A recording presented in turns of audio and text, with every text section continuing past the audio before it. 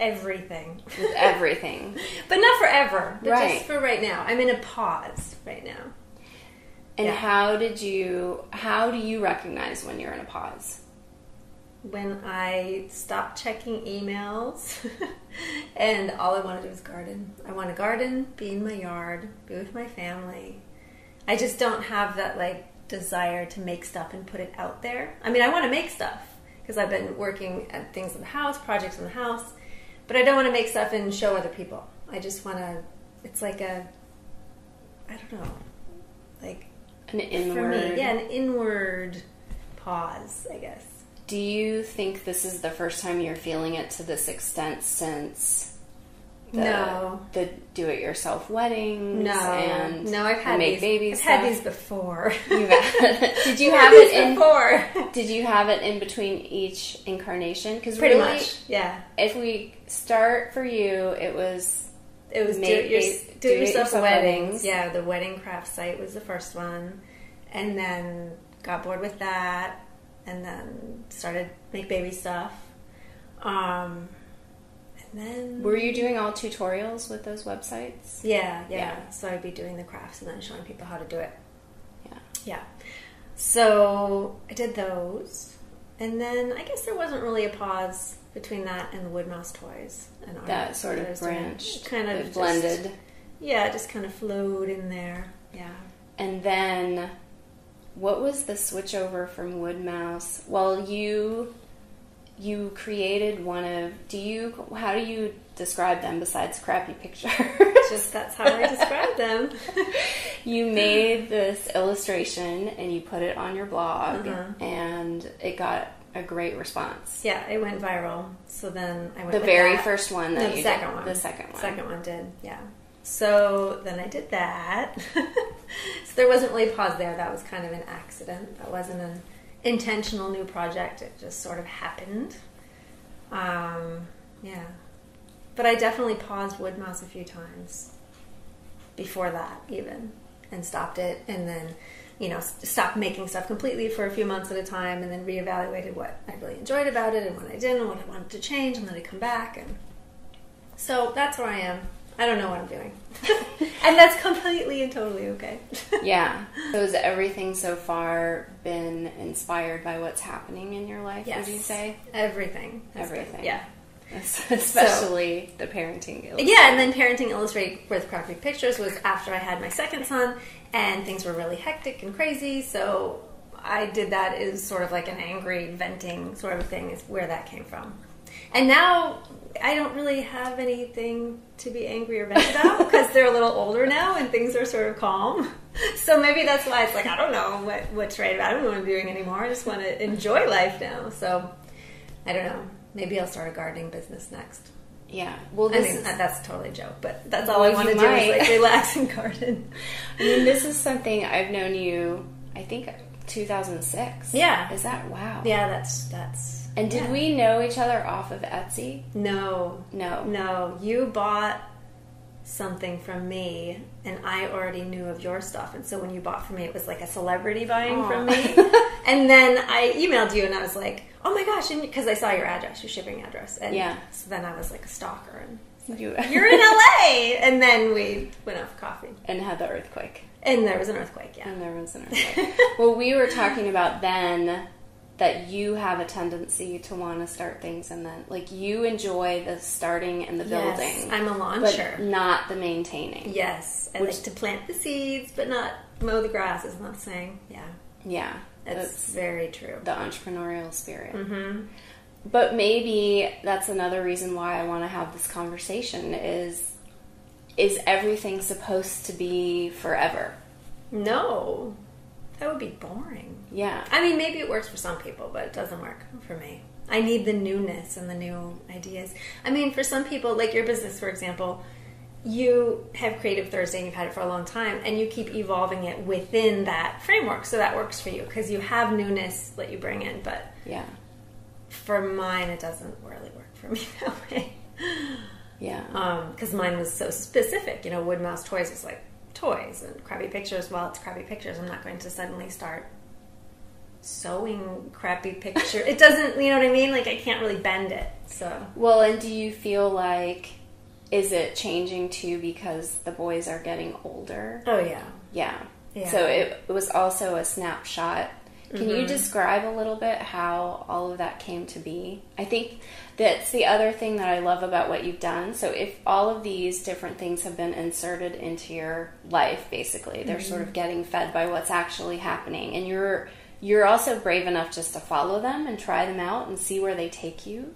I mean, how does that happen where you're making the toys and then what was there an exact moment where you're like, this funny thing happened and I think it's funny and I want to share it and I'm going to sketch this out? Yeah, well, I had a personal blog for a number, like 5 years or something before that, and had my core group of followers, which was all of like 50 people that I commented on their blogs, they commented on mine. You know, it was just this thing I did as part of Wood Mouse. And then I got so frustrated one night when I was changing my son's diaper, and then the second one. No, this was the first. This was the first one, yeah. And I wanted to tell the story, you know, like a narrative story, but I didn't have pictures, and you can't. I mean, it was like a horrible story about how much it was so frustrating, and I wasn't just going to like take pictures of diapers or something random. So I thought, oh, wouldn't it be funny if I just drew these like hideous, awful pictures? And I did this while I was nursing my son, who was 6 months at the time, in the middle of the night. So I had my laptop, because I was always on my laptop. And I wanted to draw the pictures, and I couldn't. I mean, normally I would use a pencil and paper or a pen or something. You know, the drawing on the laptop was never my medium. I never was a computer artist or anything, obviously. But so I was nursing him, and then that's how I started doing it, because it was right there. So I drew the pictures, put it on the blog. Are you saying because you were nursing him, you couldn't like draw very well? Well, I was in the dark because this was the middle of the night. This is like 2 a.m. He's like in the bed with me. My laptop's like propped on the pillow over here, and I'm drawing. You know, I couldn't like get up and get stuff and turn the light on because Josh is asleep. Whatever. So that's how it happened. It was just literally convenient and then I meant to do just the one story. And so I did it, and a lot of my readers were like, that's so funny, you should do more of these, it's so funny, blah, blah, blah. And then 2 months later, I did another one. You know, I wasn't, even after that first one, I wasn't thinking, now I'm going to do this, you know. And then the second one came out, and then that one went crazy viral within a day. Crazy viral. What does that mean, crazy viral? Like hundreds of thousands of people came to see it on my blog in one day, and I started getting book agents and publishers saying... All that same day? Yeah, well, not the same day, like the following week. And then that following week was when I thought, wow, this is really kind of a big thing here. So then I started the dedicated site at Crappy Pictures. Was that just within a couple of weeks of that? Oh, yeah. The second one? Yeah, you moved really fast. I did it really fast. I stayed up all night long and built the site one night. All night long, built the site, had it up the next day, and then I went running from there. And then I had a book deal about 4 or 5 months later.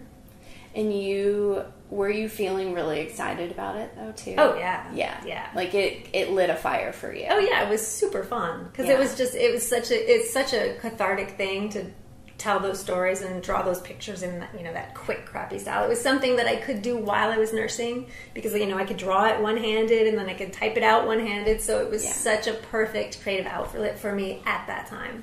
Well, and I think it's fair to say you and I have had a lot of conversations. It's also the time where, and it's almost happening again in a new way with Instagram, but I'll speak for myself. You fill in wherever you feel comfortable. I was getting tired of everything being so perfect and feeling like in order to be a mom, you know, in order to be a creative person, in order to be a woman, everything has to be styled just so, and it has to be blogged just like this. And I remember we were having conversations about where does all of this go exactly, and is this like the most accurate representation? And of course, anything that we share it's going to be edited. I mean, that's just even my stuff is edited. Yeah. You know, I mean, it's not about it being so like slice of life real. Like this is going to be edited. But it was getting to a point where it was frustrating for me, and I think we had conversations about it. And I remember we talked also about this idea that in a way you sort of what's the saying? Like, you take the lid off, you like let some steam out of the internet in general, because you were A, willing to draw crappy pictures, and B, you say a lot of things that people feel but aren't brave enough to say. Right. So how do you do that? And do you think about it, or have you always been that way? I don't really think about it. You don't worry about how things come across? Well, I mean, not at first. I didn't, but I mean, I got a lot of horrible comments and horrible hate mail through the years. Oh, yeah, that's of course. Right. You told me some of that. Of course. And so then from parents? Is this all parenting related? No, not all. No, not all. But I mean, mostly parenting related, yes. Because, parenting issues are hot topics for people, certain issues, Is there one in particular that was a major... The worst hate mail I got was actually about pets, though. Really? Yeah, I did a post on pets, which is funny because I love my pets and cats, and Frank. Got a dog and that. Yeah. Okay, maybe not Frank. That's the lizard. Anyways, so yeah, horrible hate mail from that, and so after that, I sort of just like shined a light on it. So at the end of a lot of my posts, I started doing these disclaimers that were like, apologies to, I don't know, I just listed ridiculous things and tried to cover like every possible way that I could offend people. Someone. Like, apologies for people who are offended by lollipops, and, just make it ridiculous. And that helped, and, the disclaimers actually wound up being funnier than the post some of the times. But no, I mean, I don't really care. It's when I hit post on a post, when I publish it, I just don't really worry about whether it's how people are going to react to it as much, because most of it over the years has just been a cathartic thing where I just write it, put it out. And it's funny because it's such a cathartic experience the way that I write and draw that a week later people say, oh, I saw that post, blah, blah, and I'll be like, what was it about? Like, it's completely a blank for me because it just is out there, and then I don't think about it. It's done. Like, the part in it that is for me is done, is just like the releasing of it. But now I don't, like I said earlier, I don't have that as much. I mean, my kids are 5 and 8 now. They're rambunctious and hilarious, but it's not like it is when you have a 6-month-old and you're not getting any sleep. It's not the same thing anymore.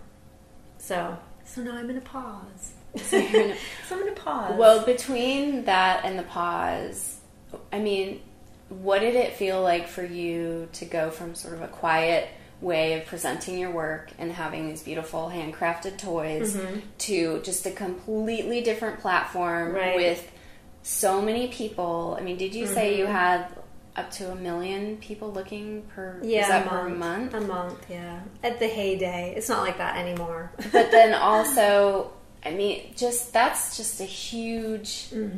It's like speaking to a small group versus speaking to a huge group, which invites crazy people. It just does, like a percentage. Whether you are pushing their buttons or not, I think that alone invites a certain kind of person. What was all of that like for you? I mean, what did that feel like? It was, I don't know.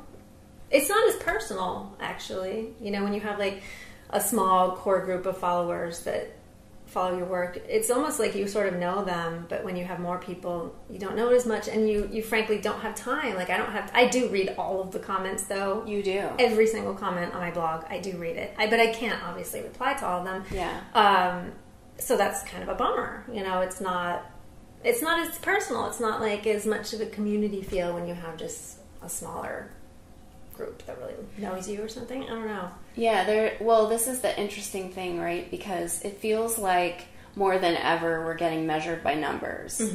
And there's always this feeling like someone has more numbers is doing better than you, and I'm not sure why we quantify it like that, but clearly they're more successful, they're better, they're cooler, they're whatever.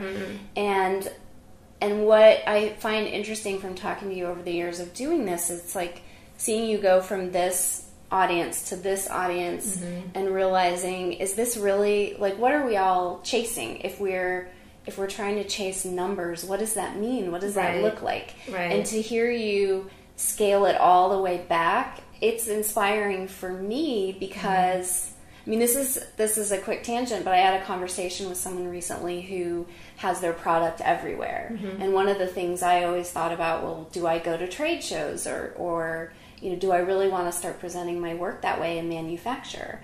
And I've never fully wanted to give into that because of a lot of headache around it. Mm-hmm. But yet you feel like you're trading off a lot more people knowing your brand, and potentially I think we quantify that in a way that it's more money somehow. Right. And that we have, that's, part of what I want to do with this, not that it can't be that also, but is to shine a light on some of the illusions of what all of this is. And to hear you say that you almost missed it being more private and personal. Yeah, I totally do. It's really interesting to me because sometimes I'm realizing that on some level I've made decisions that actually suit me pretty well. And the fact that this person has people sending her hate mail about the price of her products, and I almost know every single customer. Mm-hmm. Like and some of my customers are relationships over years where I don't know them personally, but I know enough about them to recognize them and know what they like, and I care about that. Right. And I don't know that I want to trade that in, or at least I'm appreciating it in a way that maybe I haven't in the past. Mm-hmm. And also the same thing that you're talking about, it's, when I've always talked about this idea, like, why are we doing all of this? I mean, yes, first we want to fulfill ourselves and enjoy that creative process. And if we're growing a business, ultimately we want to be profitable. Like, otherwise, why be in business, Mm-hmm. But do we also want to have a life? Do we want a garden? Do we want to spend, ideally this is what we think of. Yeah. And I feel like we can get ourselves into these situations where you're sort of on the other side of it going, okay, well, I'm glad I had that experience, but I don't know that ultimately that's the best fit for me. It's true. I mean, honestly, when I was doing crappy pictures a lot and really focusing on it and getting the numbers up, which honestly I did try to do because you have to sell books and, that's all I was doing. That's all I was doing. I mean, there was like a year there where I didn't sew anything. I didn't work in ceramics. I certainly didn't garden. I mean, I was grumpy with the kids. It was awful. I mean, I loved doing it at that time, but it's not something that I could sustain at a level that I was doing it. Just can't. So yeah, it's definitely a trade-off you have to find. You have to find the balance. We always talk about balance. I know.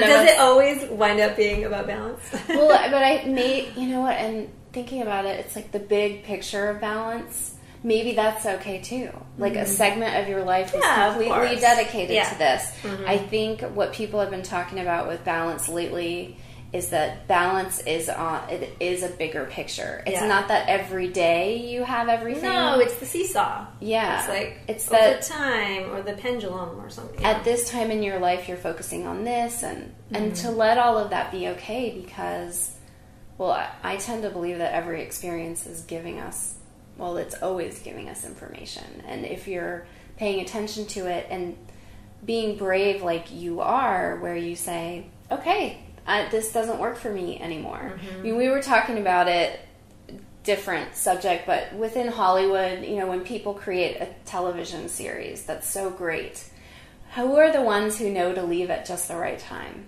Mm-hmm. Like, they don't run it out because it became something. They know when to step away. And I find that really fascinating. Mm-hmm. Like, can you do that? Because if it goes on too long, it can start to become a part of your identity. I mean, as it went up and now it's shifting because you pulled back a little bit from it, what does that feel like? Or have you always been able to not personally attach yourself to numbers in this situation? I don't really care. Yeah, it sounds like you're really good at it.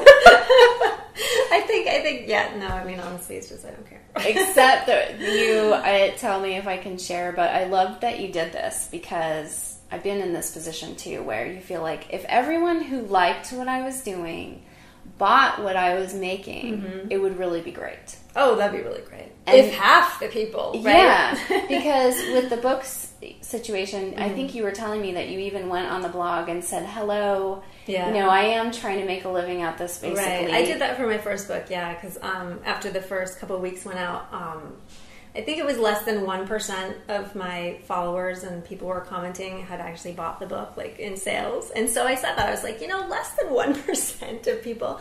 And because it felt like, wow, I'm blogging for so long and then less than 1% of people who, actually support an artist. Yeah, it was really frustrating. So yeah, I just said it. I was like, hello, is anybody going to... And, I guess it worked. Yeah, I mean, that book did wind up doing okay. I heard somewhere that I heard recently that if you get 1% of people to purchase whatever it is you're selling, that's good. And I feel like... Then. I know.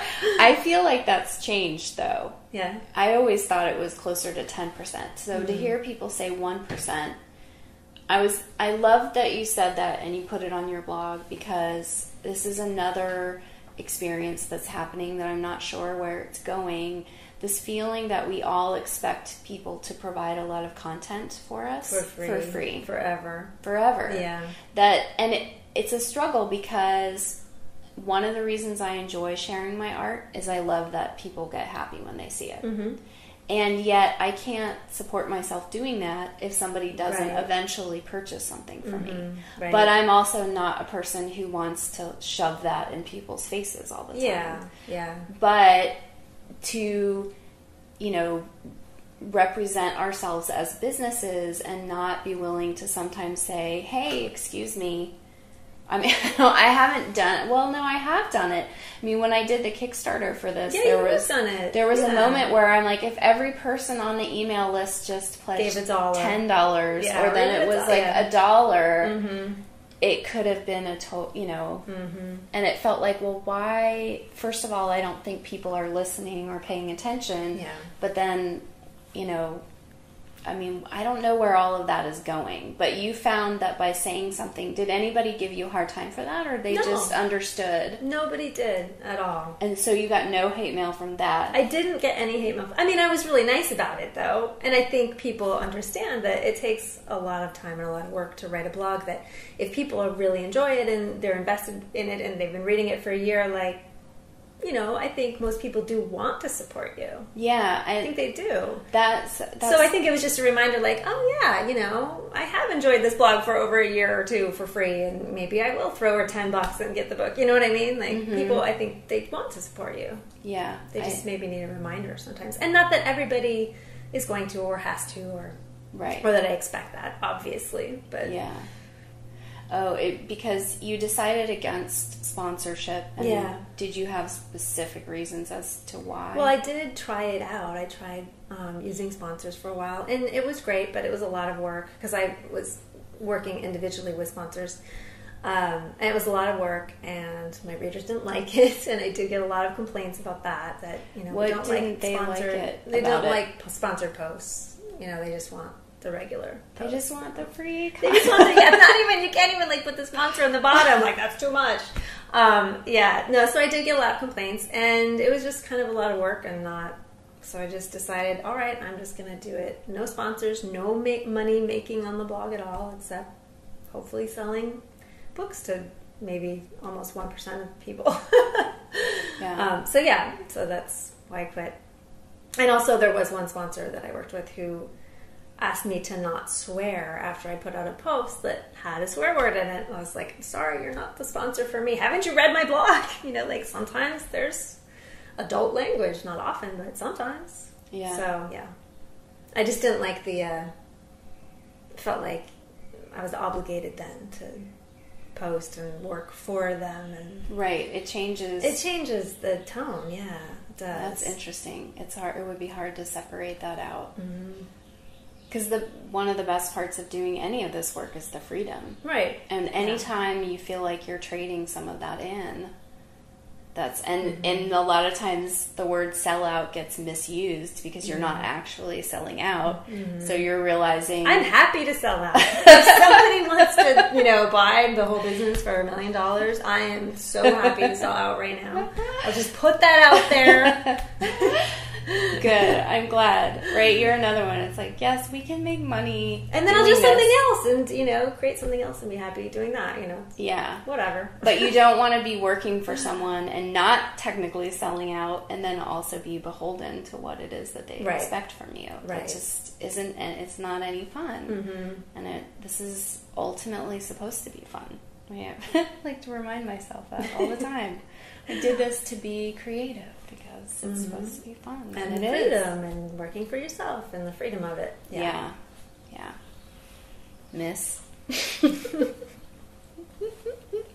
Miss, you're very quiet all other times. The dog for the interview, I think. This is Pepita. We thought that maybe she could sit with us, but I don't think that she can. I think she's feeling like she's beholden to an interview process. She was napping nicely before the battery went out.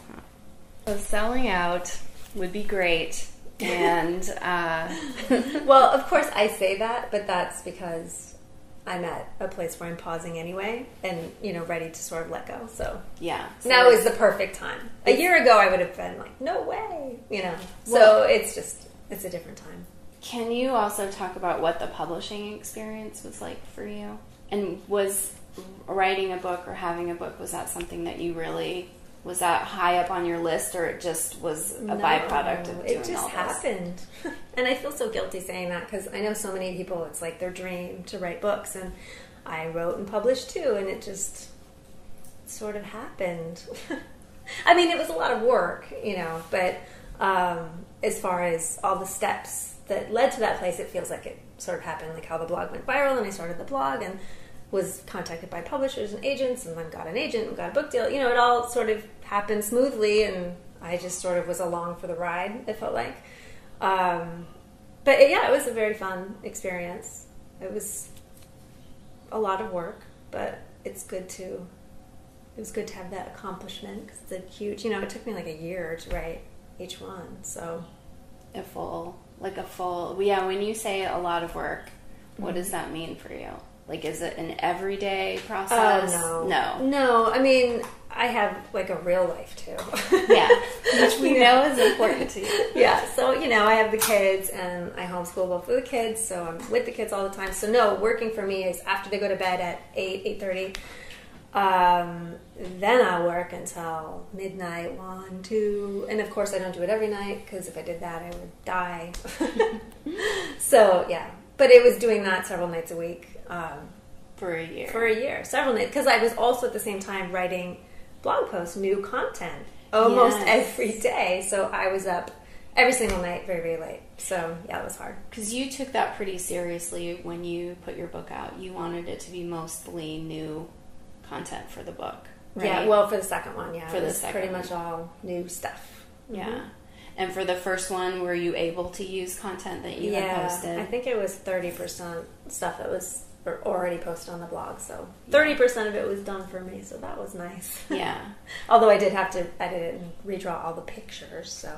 Because sometimes I've seen that people out there also get frustrated by that. And what do you expect someone to keep an entire blog and create all this amazing content and then do it all over again simultaneously? Mm-hmm.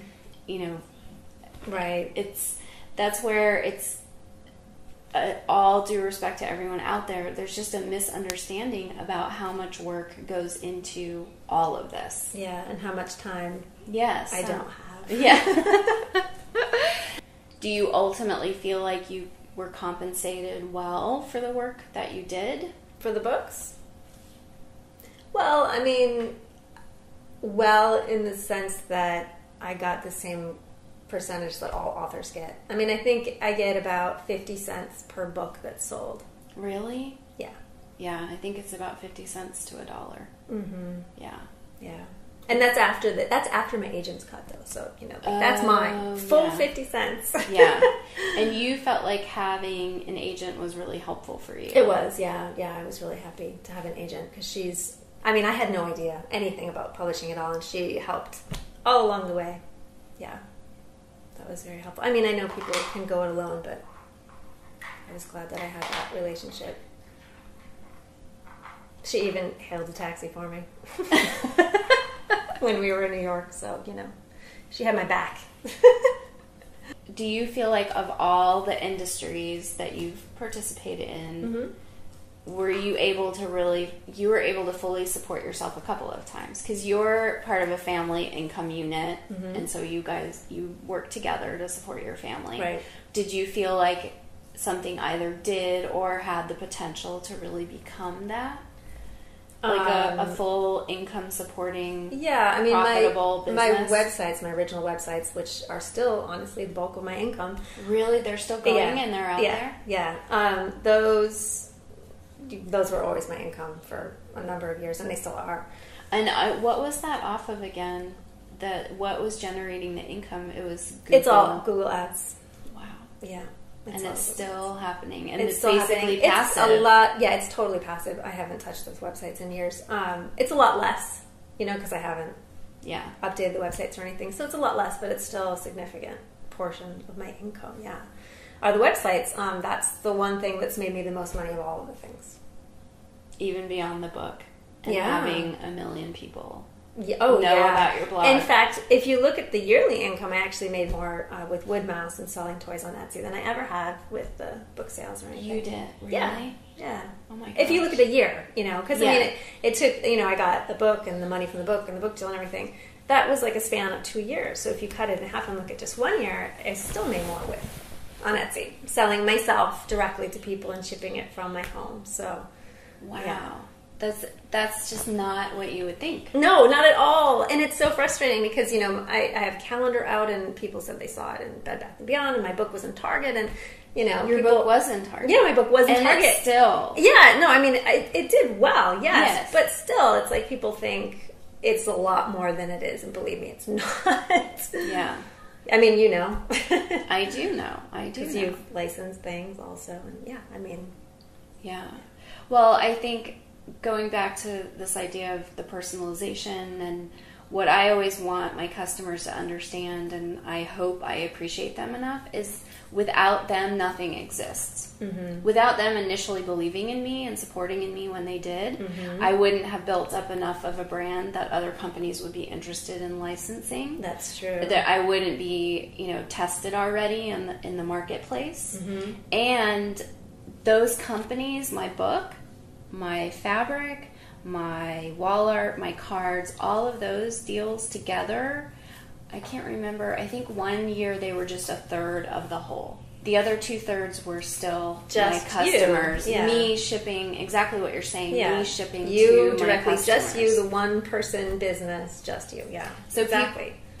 Customers should never forget that they're that valuable, and those of us who have businesses should never forget our customers are that valuable. Mm-hmm. Like, we really do. They support us. Mm-hmm. And I think what happens too is you feel like, oh, someone is becoming so well known. Maybe I don't need to support them anymore. Yeah, they don't need it. Yeah, that's definitely probably like, oh, I saw her book in Target. She's making millions, so I'm not gonna buy it. Right. So why do I need? Which is a weird concept in itself. Right. Like, we should be supporting because we're excited, regardless. And I'm sure not everybody is like that. I'm sure lots of people are very happy to see people succeed. I'm sure lots of people are like that. Yes. Let's make a lot of disclaimers. We do not. This is not a blanket statement. Yeah, we're not trying to offend anyone who likes lollipops. No, and the point is how much I appreciate the support of people. Mm-hmm. And in fact, it's a point I wanted to come back to as well when I did the Kickstarter, this idea of realizing that actually most people do want to see you succeed. Mm-hmm. And that sometimes they really just need to be asked or reminded, or just they aren't aware. They're assuming that it's all going fine, but still we need their help. Mm-hmm. And then they are totally gracious and so kind, and so they're amazing. So there is that. There is that too. Yeah. I think the reason it feels sort of emphatic to go the other way is that for me it was a huge break of my illusion when I got into all of this and thought, oh, a book and fabric would probably be enough to at least support me. And then I could be creating on top of that rather than always feeling like I have to generate all the time myself. Right. And yes, having that kind of passive income it comes in and it helps, but it's never been enough to just support me. No. And I've not reached a huge, awareness level, but it's sort of like, well, maybe even people who are they able to support themselves? And a lot of, we don't know. I know, we hope so, but we just assume it. It's all the assumption that if you have this many followers, this equates to this much money. This much money, right. There was someone on Instagram who posted, I'm not going to be able to remember exactly, but the idea of Instagram followers being like Monopoly money, it's just, it's not turning into something financial. Well, probably especially with Instagram, because it doesn't, I think it's hard to get it to convert, right? Because you can't live link anything. That's true. So yeah, you have to like, people have to go through several steps, and that's too much work. Yeah. It just is. I mean, it even is for me. I mean, sometimes through Instagram I'll see something and like, oh, who is this? And then you go to their profile and then you click the link in the profile. Yeah. You know, it takes, so it makes sense. No, that does make sense. And that was started as this side outlet for people to really express visually, primarily, obviously, with photography and work. And now people are getting frustrated if you're trying to sell to people that way, because everyone started following everyone there and is paying attention there, maybe more than we used to with blogs. But how do we capture that? And how do we try and capture it and not offend someone that we're like, hello, we're still in business, right. Yeah. And you're following me here and I want to share this with you. I mean, with all of the different things that you've done, all your different incarnations, well, what's your favorite? And, well, these are two totally separate things. So you mean for social media? Well, yeah, that too. But what has felt the best to you, and where do you think this is going? Like, is it still to make something by hand and put it out? Is that one of the most fulfilling processes for you? Well, not right now. Not now, yeah. Well, now we know. We're not going to bother you with anything. Anybody. Unless we want to sit with you when you feed the chickens. Yeah, you could come hang out in the yard with me while I weed and, feed the chickens. But yes, ultimately, that has been in the past the most fulfilling. Like, actually making something by hand that I ship and deliver myself. That has been always the most fulfilling. It has. Yeah. Even over the illustration. Absolutely. That was cathartic in a different way, maybe. Yeah, that was cathartic in a different way, but it wasn't fulfilling. Yeah. Yeah.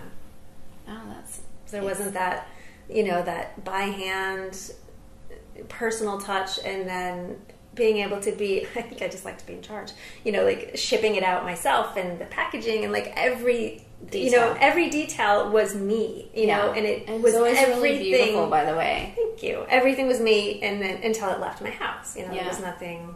So that was the most fulfilling thing. Well, you were one of the people that Etsy did a little video on in the beginning, and you've been part of that whole community. And when I came to you today, I was saying this is all shifting because Etsy is about to go public. Right, which I didn't know until you told me. Yeah. I'm not there. and the idea is, well, where is all of this going? Like, I don't know. Do you have any thoughts about it? It's almost like what I initially craved and didn't even know I was craving and ended up building a business around, I'm craving again. I know what you mean. Like the old days. We all want the old days back. Yeah, but they aren't even that long ago that they're old. We want the 5 years ago maybe, right? Yeah. 4 or 5 years ago. Yeah, I think it was because back then it was like this newness, and Etsy was new, and it was just this, it was so exciting because it was new, and there weren't as many sellers, and everybody sort of knew everybody, and there was that joke that nobody ever made money on Etsy. We just passed the same $50 all around. Oh, wait. I never heard that. Yeah, because it was like this community. I mean, I met you because you bought something. Does that happen now? I don't know. I'm longing for all of what I thought this was bringing me, in a weird way, and I've definitely been able to... Like, where was the shift where it stopped, though? I feel like when social media just got ridiculous. Oh, and it became all about the numbers and not the relationships, maybe? Yeah, it became less personal. It became more about the numbers.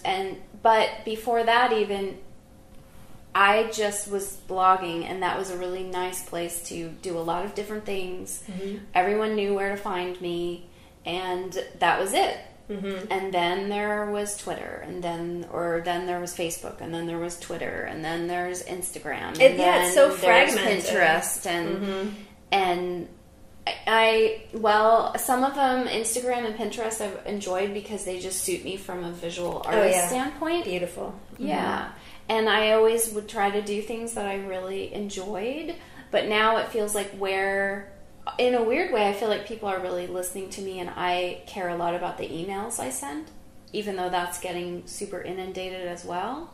But I guess it's coming back to like very personal, wanting things to be personal and meaningful in a whole new way all over again. Mm-hmm. And I didn't even realize that until I'm talking to you about it now, that this is how I'm feeling. So somewhere it switched when I felt like more of my time as a creative person had to be spent trying to reach a lot of people through a lot of different channels. Right. And one of the things that I've always said as an artist is it's practically impossible for me to take the energy that I want to put towards creativity and put it simultaneously into social media. Yeah. When I was able to focus on it the way I truly think it probably deserves, it was when I was doing the Kickstarter, and that was it. That is all I did. With social media stuff. So just to get the word out. Yeah. Yes, total respect for people who blog and whose business is built off of that. And I feel like that is their work.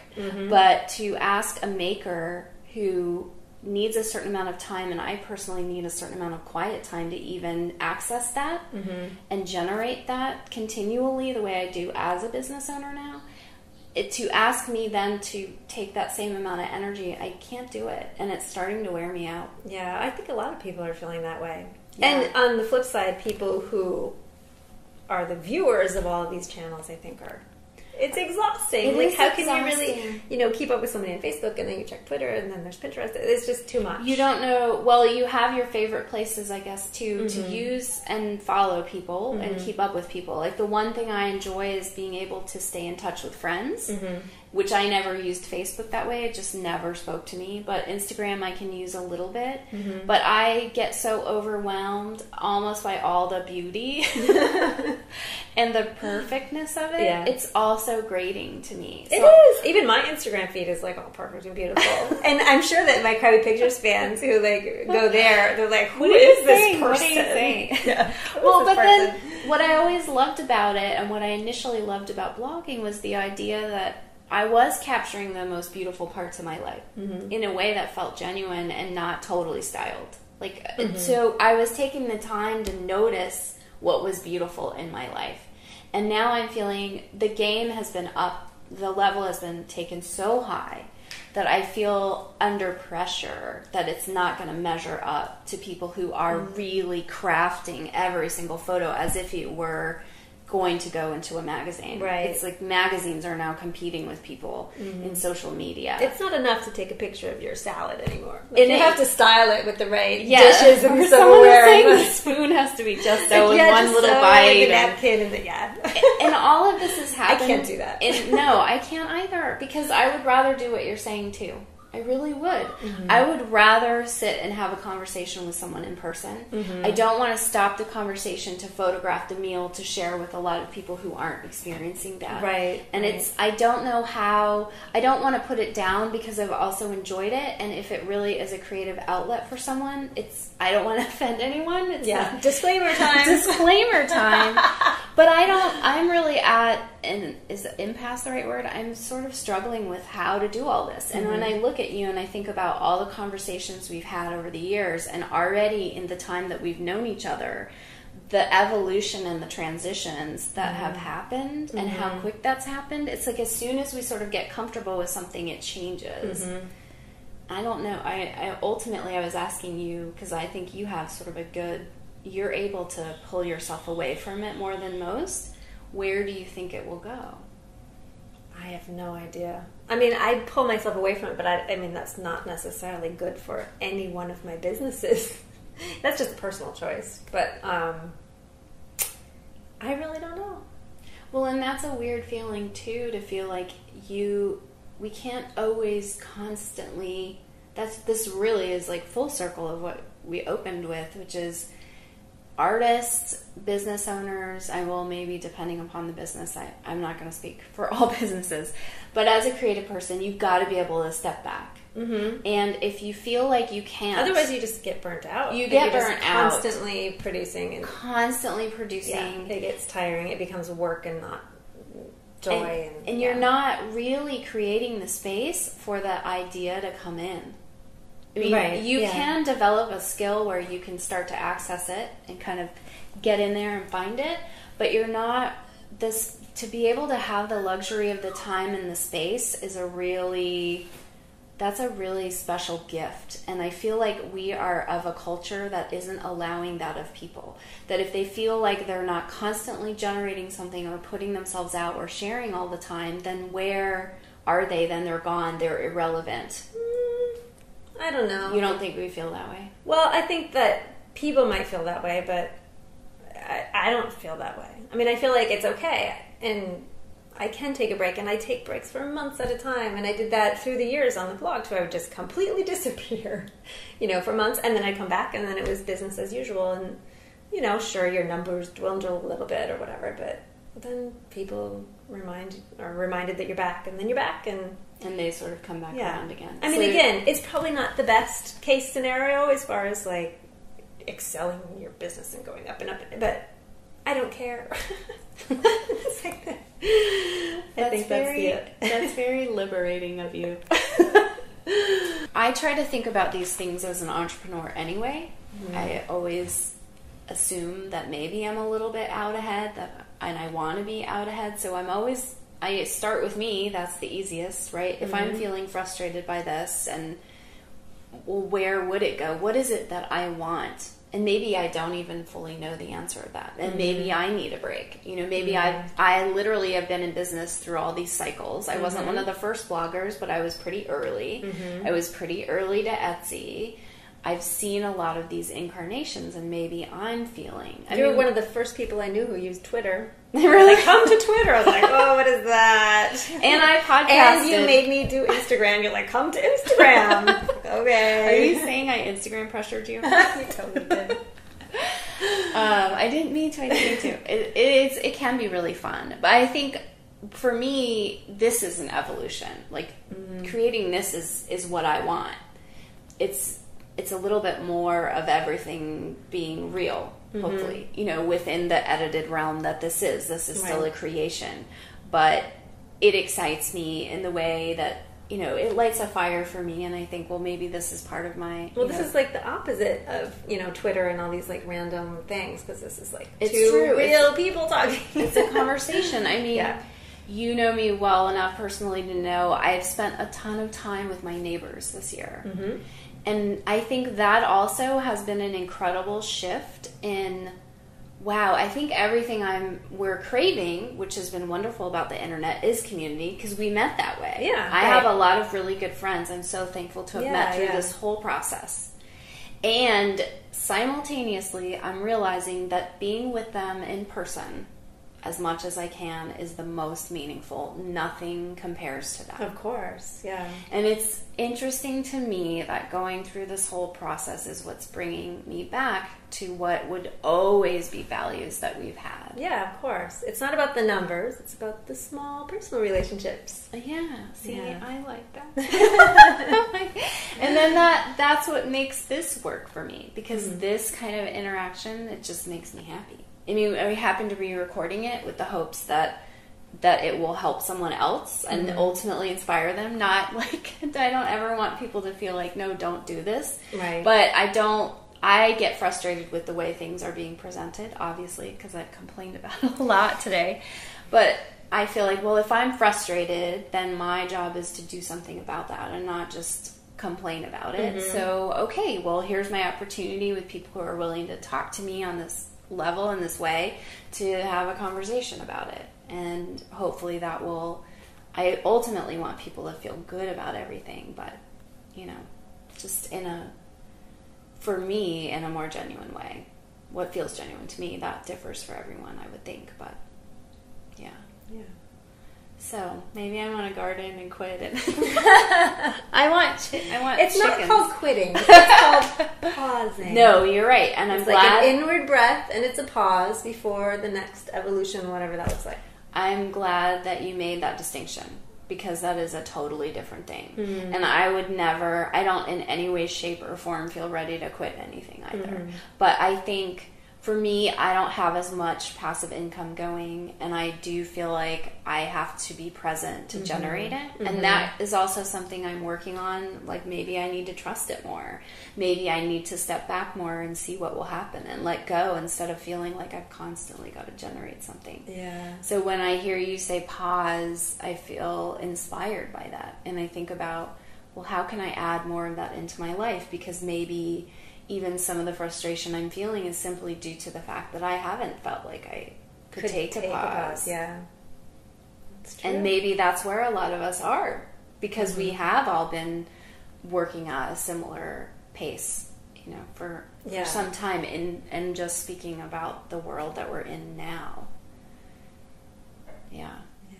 So maybe pause. Pause the garden. Well, what would you suggest to someone? I know you don't have your crystal ball and know where it's going, but what would you advise someone having done all of these incarnations of different kinds of work and being a mom, like and you homeschool, which you mentioned earlier. What would you say to someone starting all of this now, or even who's in it now? It's worth it if it brings you joy. And if it doesn't, it's not worth it. And that goes for pretty much everything. Yeah. And do you feel like, when did that become really clear for you in your life? Have you always known to follow that? Yeah, well, pretty much when I quit working for other people and started working for myself. You knew right away. Yeah. Yeah. About 10 years ago. That's right. You used to do CD design? Yeah, I was a graphic designer in the music industry. So, yeah. Yeah. And that did not bring me joy. Yeah. Well, so, I follow the bliss. I mean, that's like the classic advice. But it's true. There's a reason that it's cliche. It's true. Do you have a hard time trusting that, or are you able? It seems like you can do it pretty well. I'm good to go. That's good, Amber. And you rub some of that off on me. Well, that's another reason it's just so nice and important to be able to be with people in person, because I always instantly feel better with friends like you, people that we understand what living this life is, and just being around each other is calming, because I'm noticing that every time I sit with someone that I've had the pleasure of knowing over a period of time, I just go, yep, I've been here before in different ways. And it'll do what it's going to do. It's like, we're all okay. It's all going to be okay. I think that we should consider taking more pauses. Maybe that's a good place to pause it. Woohoo! Let's not quit the video. Let's not quit the video. Let's just pause. Was there anything else that you feel you want to add, or was that... disclaimers, just like generic disclaimers. Let's just put those at the bottom of the screen. Here. Oh yeah, follow the joy. It's just like that book. You said you have it too, The Life-Changing Magic of Tidying. Oh yeah. The simplicity of that, of just holding something. Yeah, brings and like, you does joy. it bring you joy or not? Yeah, totally. It really does apply to everything. Rocks, yeah. Okay. It does, everything. Done and done. Thank you, Amber. Thank you. Woo-hoo. All right, I'm going to get the lizard.